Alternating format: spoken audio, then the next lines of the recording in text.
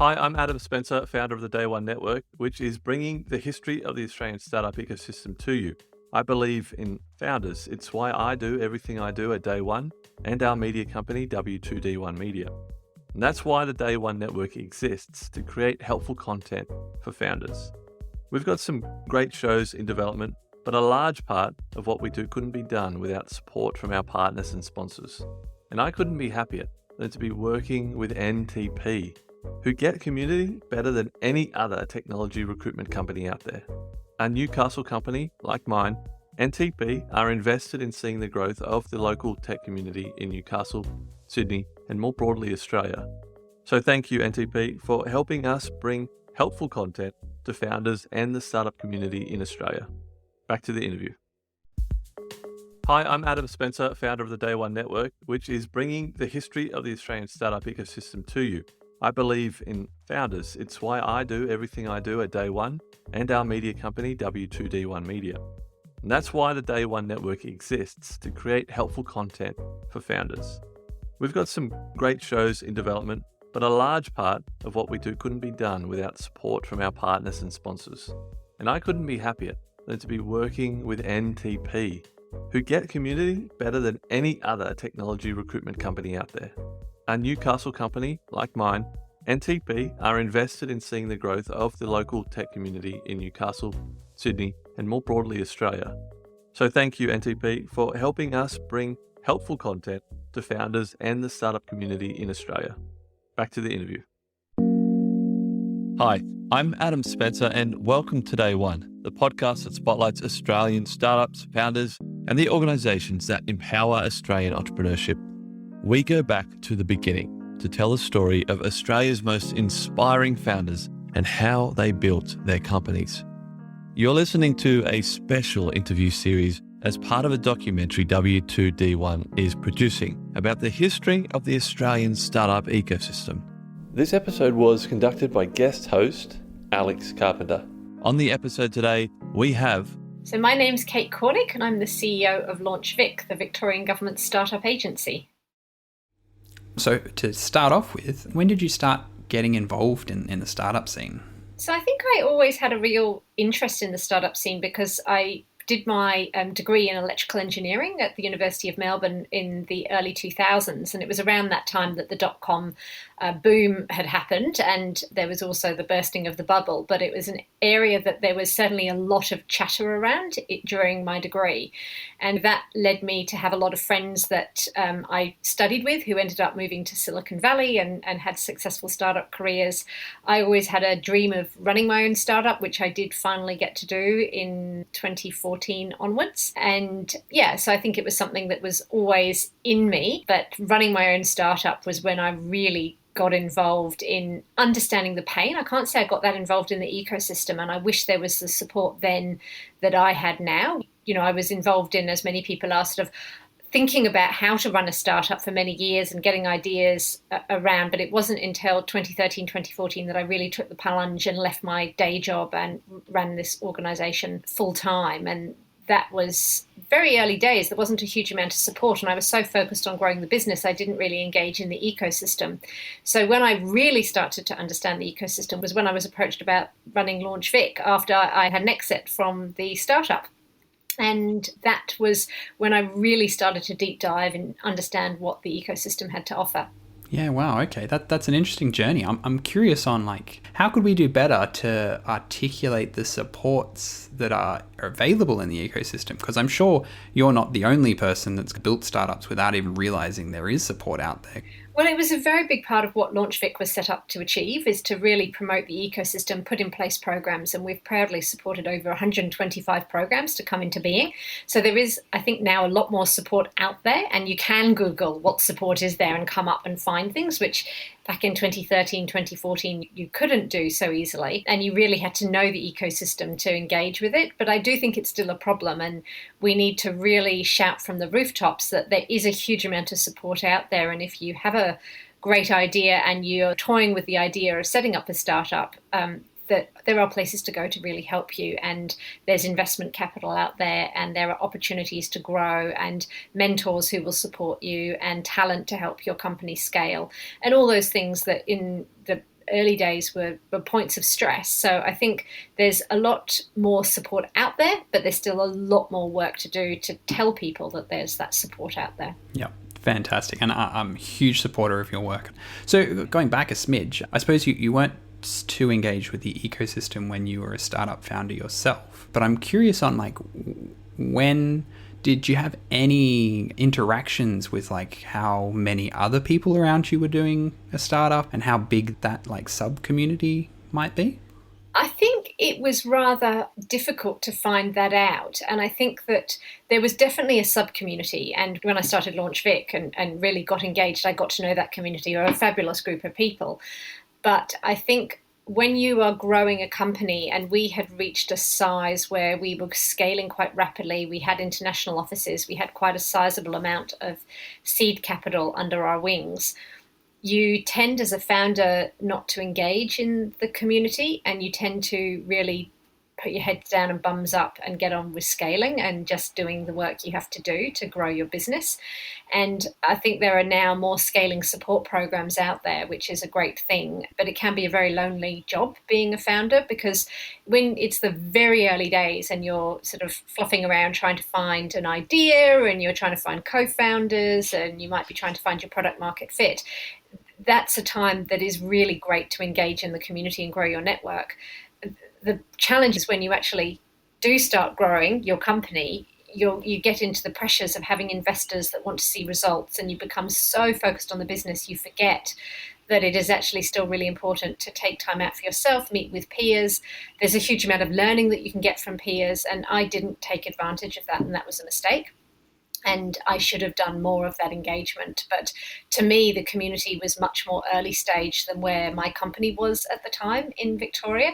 I don't think that's true, but that was my perception at that time. And that made it very hard to find my peers. I didn't know who they were. I knew who my competitors were, but you don't necessarily want to talk to them. But who are the people at a similar stage of business to me and trying to grow? I just didn't have the networks, and I should have made more of an effort back at that time to reach out and find those people. Hopefully, with the advent of LaunchVic and the growth of the sector, that is now much, much easier to do, and you don't have to look too hard to find your peers and to get involved and get that support. Mm-hmm. That's fantastic. And so like building on that, as that was as a gap back then of being able to identify who your peers were, what do you think are the biggest gaps at the moment? I think there are two gaps that we see at LaunchVic. The first is the number of entrepreneurs per capita, so the number of people that are actually trying to start their own startup. And it's much lower in Australia than it is in the rest of the world. And we really need to change that, because I don't think Australians are any less entrepreneurial. I think they've probably had a few less levers to force an entrepreneurial outcome. So by that, if I look to the UK where I'm from, you've got friends over there. I've followed the UK tech scene very closely. The GFC in 2007 to 2009 had a really big impetus on driving the tech sector, because so many people who were university qualified, had got good corporate careers, lost their jobs and had to find their own employment. It was entrepreneurship by necessity. And that spurred a huge growth in the ecosystem over there. And London's now gone on to be one of the greatest ecosystems in the world. I don't think we've had that impetus until very recently with COVID. We've had a very safe environment for employment. We've got good corporates. The corporate life is much safer than the startup life, and therefore people haven't had to necessarily take the plunge into entrepreneurship. So it's really been very much a choice of a very small subset of people. And I think we need to encourage more risk-taking, because through that risk-taking, we will see more companies like the Atlassians, the Canvas, the Airwallexes, the Afterpays, the Aconnexes, etc., that go on to become the next generation of corporate enterprise that create jobs for our economy, future-proof Australia, and that's really important. So I think that startup creation and encouraging more people to actually take the plunge is really important. And we are starting to see drivers. We've seen that through COVID. It's been an incredibly tough time for a lot of people. But we also recognise that more people are stepping up and saying, I don't want this job that I've had, or I don't have that job anymore, and therefore I'm going to be an entrepreneur. And also we've seen a number of startups do exceptionally well. And in Victoria, we've got a 10.75% growth rate in jobs from the startup community, which is way higher than the broader economy. So, the sector is doing well. So Increasing startups is one. The second one is increasing access to particularly that first money in the seed, Series A, capital, early stage funding is a real problem. And it's again across Australia. We see venture capital grow year on year, but what we're seeing is that it's actually growing late stage capital, not early stage capital. And certainly in Victoria, which we follow very closely, but I suspect more broadly in Australia, we've actually seen a stagnation of early stage capital for many years. Certainly since we've been tracking it at LaunchVic, it's never peaked above 100 million early stage capital in Victoria, despite the fact that late stage capital's on an exponential growth. And so if we've not got enough early stage capital in market, it means we can do everything we can to encourage startups to create. But if there's no capital to pick them up and help them grow, we're actually doing a disservice to the community. So we've got to increase startup capital commensurate with increasing startup creation. And they're two things that LaunchVic's very focused on. It is fantastic to hear you say that. I could not agree with both of those points more. I'm curious on what are we doing well though? Well, I think Australia is doing well at producing great companies, and I listed a few before. We are a tiny nation, a long way from the rest of the world, and yet we are producing some really great companies. Would we like to see them be produced at greater scale and faster? Absolutely. But the reality is we are being noticed, and we have got great founders, the Atlassians, the Canvas, the Aconnexes, the Airwallexes, the Afterpays, etc., that are proving that you don't have to jump ship, move to Silicon Valley and go and grow your business overseas. Absolutely, we're talking startups, we're talking businesses with global potential. They have to necessarily have global offices. At LaunchVic, we're not particularly interested in startups that don't have that international trajectory. We recognise that there will be strong presence internationally for these companies, but the fact that headquarters aren't jumping ship and moving to the US or the UK is really fantastic. It's fantastic for the startup sector, it's fantastic for the founders, it's fantastic for the people that do well, whether it's a founder exiting or an employee with a piece of equity who then exit, who then come back as often very experienced staff into new startups or invest into the ecosystem. So I think we're starting to see that flywheel kick off, and that's really a great thing for the community. I 100% agree. And I think as those exits happen, that's potentially going to be a great impact on the early stage angel investor stage. Do you have an unpopular opinion about the Australian startup ecosystem? It's changed over time. I think when I first started at LaunchVic, I went to a lot of the community events. They were very beer and pizza. They were very predominantly white men, and we've worked really hard to build diversity and inclusion into our journey. So I think very early on there was this propensity to be a bit of the bro culture that you've seen in Silicon Valley and other places. It was almost like we were replicating that. I think that's changed over time. And I think on the contrary now, you go to events and certainly everyone we work with in Victoria is so mindful of multiculturalism. When we could go to events before COVID, rarely would it be beer and pizza. It was often cheese and wine and beautiful nibbles from all over the world. And people really thought hard around all aspects of their program in the context of diversity and inclusion and making sure that the doors swung wide open and no one felt uncomfortable, whether it was attending an event or a program or whatever it might be. So I think that unpopular opinion that we were moving down a bit of a bro culture has definitely changed, which is a really good thing. I think now, I think there's things that I wouldn't necessarily say are unpopular. I think there are definitely things that I think the community could improve on. I think we're actually quite a conservative nation, and particularly in corporate. And as a result, I think a lot of our founders are very humble people that don't speak up. And as a result, you can't be who you can't see. So it's that classic analogy with sports people where we put them on pedestals. We really know who our sporting heroes are. As a community, I don't think we do that enough with our startup heroes. And these are people who have done exceptionally well from a business perspective. But we forget that they're also the people that are building the economy of the future. They're the people that are supporting disruption, but it's disruption so that Australia's economy remains advanced. If we don't disrupt, we will get mowed over by other economies who are innovating, and we will simply become purchasers of other technology. So I do think there's a real thing about the tall poppy syndrome, and we don't profile people strongly enough in the ecosystem. And I think that is a sad thing. I think there's also a view that the ecosystem is quite male orientated, and the reality is it is. In Victoria, only 1 in 5 founders are female, but we also have to accept that it's going to take time for that to change.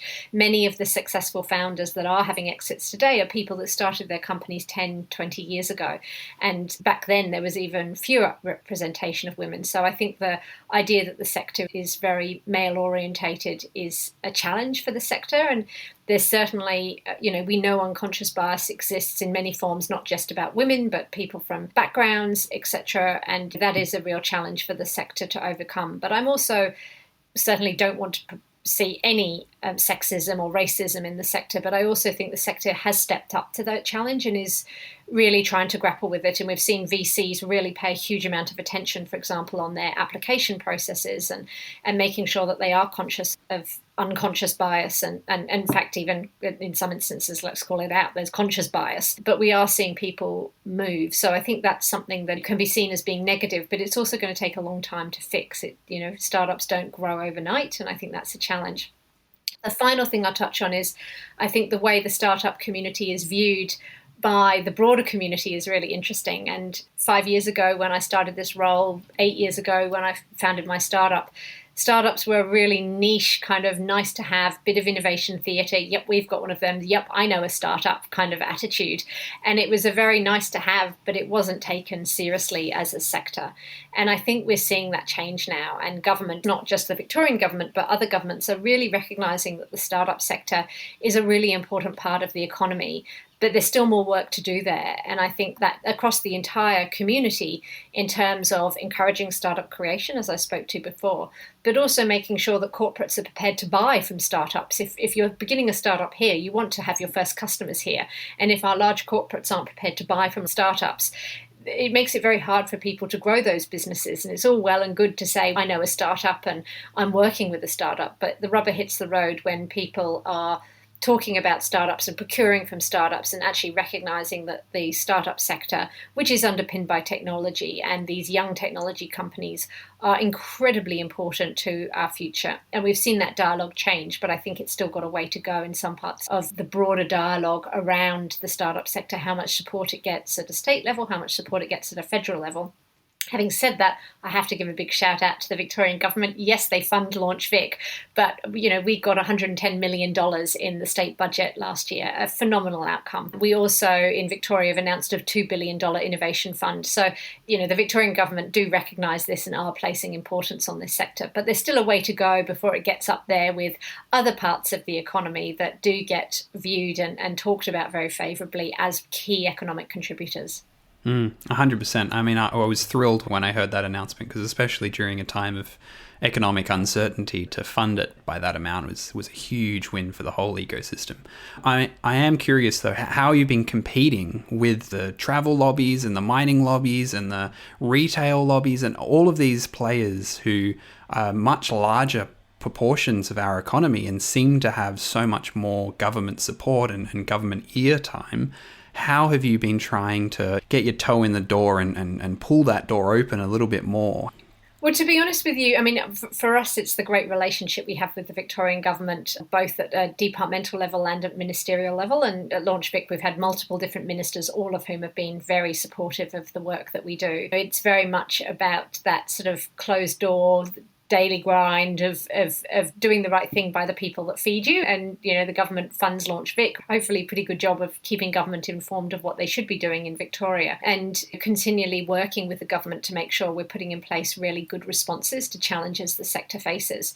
But I think it touches on a point at a federal level, and we've seen Startup Oz morph into the Tech Council, which is very exciting and fantastic news for Startup Oz. But I do think that leaves a gap in the sector and an area that LaunchVic can play more of a role in terms of the federal government. And there are some key challenges that the federal government, as with every government, need to address in the context of startups. And without a doubt, the retail lobby, the mining lobby, etc., are getting far more airtime than the startup lobby is. And I think that's something that we at LaunchVic started to turn our attention to. We haven't done a particularly good job of that, if any job of that, in a sizable way. But I think that is changing. And I think it's now there is the right time for us. A few years ago, we were just too small. We needed to just buckle down, grow the ecosystem, prove LaunchVic is doing a good job to our stakeholders, which I think on the whole, stakeholders in Victoria do see LaunchVic as being a key part of the sector, and that's great.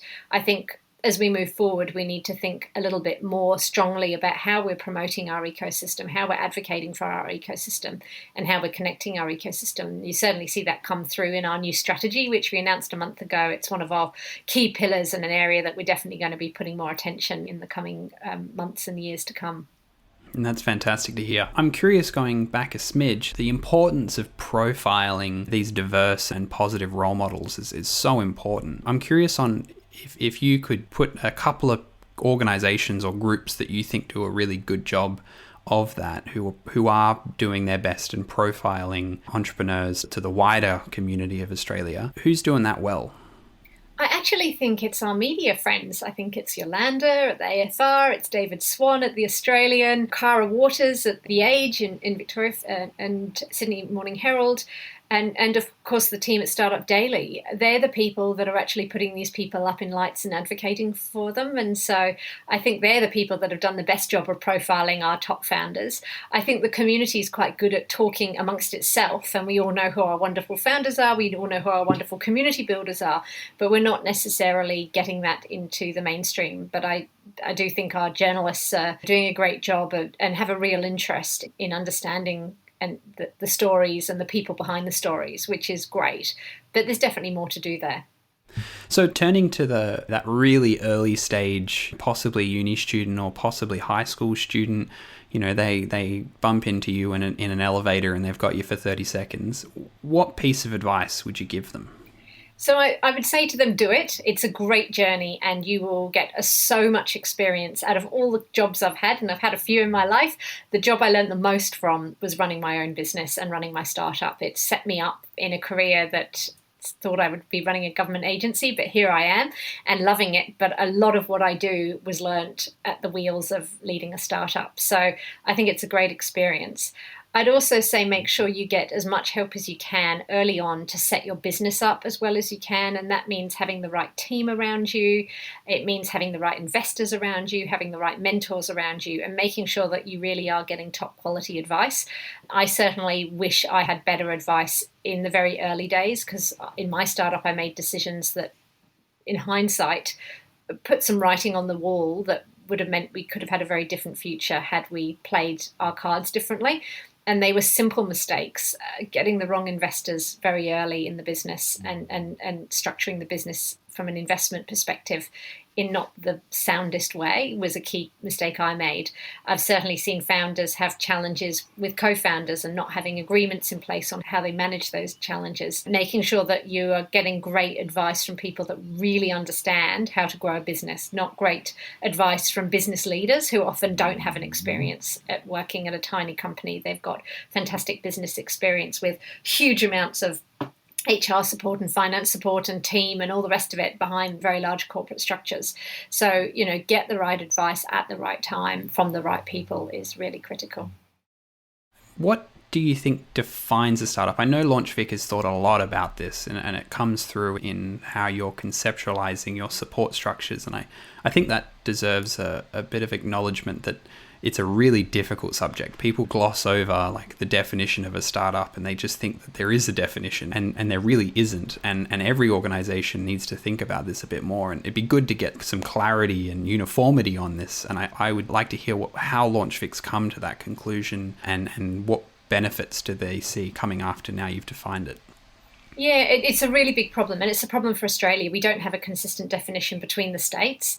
Our definition at LaunchVic is we ultimately will use a qualitative definition, which is that startups are technology-based companies that are using innovation typically to disrupt markets to grow globally. And so when you break that down, we say technology-driven, and we mean technology in the broadest sense, agtech, fintech, medtech, biotech, SaaS, etc. But this is not about muesli bar companies because, and I always pick on the poor muesli bar companies. Great businesses, love them, eat a lot of muesli bars. Your average muesli bar is not a global brand. That the average muesli bar is going to be something that's domestic market and often much smaller markets than that. And so that's a great small and medium enterprise, but it will have a different growth trajectory from a business that is innovating through a Deliveroo or a Menulog that has got a global opportunity and has got global markets to chase after. We say that they're innovative because they are disrupting typically. And so they're the next generation of company. They're not your high street accountant. They're a firm that's trying to make accountancy available at a cheaper cost to a global audience. And so that disruption is a key part of it. And global is really important for us. We don't believe there are very many startups at all that can function purely on a domestic basis.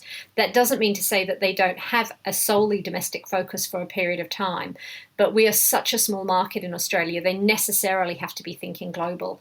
And so when you add all of that up together, what are we trying to say? We're really trying to get behind companies that have a very rapid growth trajectory, can reach $1 billion valuation, and can hire many hundreds of staff. And that is very different from a small and medium business trajectory. For us at LaunchVic, it's really important that we do differentiate from small businesses. If we blur the boundary between small and medium enterprises that have very different funding needs, very different growth needs, very different talent needs, you end up blurring the boundary about what a startup is, and you don't get to the Puritan part of it. And focusing on the Puritan part of it for us is really important, because we don't want to be helping a company that's got an ambition to grow from 1 to 20 people to target an Australian domestic market. We want to target entrepreneurs who are visionary, who have a dream of reaching $1 billion company, have a dream of hiring 500 people, have a vision about changing the world and having real impact. And that means their products and services reach many millions of people. And that is a very different trajectory, and you have different supports. So our concern is when you muddy the water between the two, you don't get the right supports in place. And if you don't have the right supports in place, the people who do have those really big visions are the people who miss out as a result of that. So for us, a startup, as I say, is a technology-based, innovation-led company that is disrupting markets and growing globally. And we want many more of them. We want more Atlassians, more Canvas, more Aconnexes, more Afterpays, more Airwalexes, more Culture Amps, etc. These are the companies that are going to recreate Australia's future. They're creating industries of the future. They're going to secure employment for our children and our grandchildren for years to come. And what's more, they're making a massive difference. They're creating products and services that make people's lives better in many different ways. Love that, and I can tell you've spent so much time thinking about this and working through it over the 5 years, because it is very difficult. Because I talk to many SME entrepreneurs and they get frustrated. I want the support that they get, and it's very difficult to, especially when the likelihood of success is so low. They're trying to build something enormous and they're unlikely to succeed. So we need to support them to increase those chances. Whereas you're following a well-trodden path, and your chances of success launching another accounting firm is pretty good, because we know how to do that, and you need different supports, and those supports are sometimes there, but it is difficult to differentiate, and it's often a very difficult political conversation. Yeah. It is difficult, and there's always cases on the fringe. And also, I should say, we love our SME entrepreneurs. They're, a very important part of the Australian economy. Small business is a huge driver of our economy, and we do need to make sure that supports are available for those entrepreneurs too. In Victoria, we have Small Business Victoria to help those entrepreneurs, and we have LaunchVic to help our startup entrepreneurs. So it is really important to have pathways, and it's not one at the expense of the other. It's just at LaunchVic, our focus is our rather Puritan definition of startups. I love that. So what about the uniqueness of the ecosystem, and how does the Australian culture play into that to give us our unique benefits or unique difficulties? I think uniqueness is around Australia as a place, and that's both a positive and a negative. The negative is that we're a long way from anywhere, and that's a challenge, and we're a tiny population. The positive is, we're now changed the way we work, and, we're much more online. The world is much more accessible. You don't have to fly to the US to have a meeting. You can just set up a Zoom call, and that will change the way we work forever. I think place is also a real positive for Australia, and we've seen a lot of ecosystems like Silicon Valley that have been very ruthless in terms of driving entrepreneurs, and you've seen entrepreneur burnout and, some real challenges around how you get that work-life balance. I think in Australia, we do operate at a different pace. It's not a slower pace, but it's a different pace. And I think a lot of people that I speak to that have returned from Silicon Valley or moved here from the US or the UK or Israel or other great ecosystems often comment to me about how lovely the ecosystem is, the fact that it's not a 24/7 always on mentality. There's a work bloody hard mentality, but there's also, you've got to take your time and relax and recuperate. And you've got in Melbourne beautiful vineyards and beaches and mountains all within an easy drive from the city if you want to escape when we can, not in lockdown. But the reality is that place does make a really big difference, and I think that's both our positive and negative. And that's all the scheduled questions, but I'm curious if there's anything else that you wanted to put on the record that helps fill out this picture of the history of the ecosystem as well as, where you see it heading. And is there anything else that you'd like to put into that dialogue? Only that I think this is an incredibly important sector for Australia. It is, changing our economy fundamentally. And, the reality is our economy is changing fundamentally. And it is partly driven by startups, but it's majority driven by what's happening and the innovation that's happening overseas. And we've seen that with the automotive sector and the rise and then subsequent decline of that. We need to protect our economy against that. And it's the entrepreneurs that are disrupting traditional ways of doing things that are doing that. So we don't need to think about disruption and innovation as dirty words. These are actually words that are going to create a better future for Australia in the very long term. And yes, we recognise that industries will be disrupted along the way, but it's far better that we're disrupting them internally than that we're just waiting for the international decisions to be made to come and disrupt them. And that's exactly what happened with the automotive industry. And there's been decisions made overseas by large corporates that have affected many thousands of Australians. How about we generate the industries here, we create the industries here, we back our entrepreneurs and create a brighter future for ourselves. So I think that's really important. I hope you enjoyed that interview. More interviews are on the way. Follow the podcast wherever you're listening right now. Stay tuned for more interviews with many, many more amazing people from the Australian startup ecosystem. Thanks for listening, and see you next time.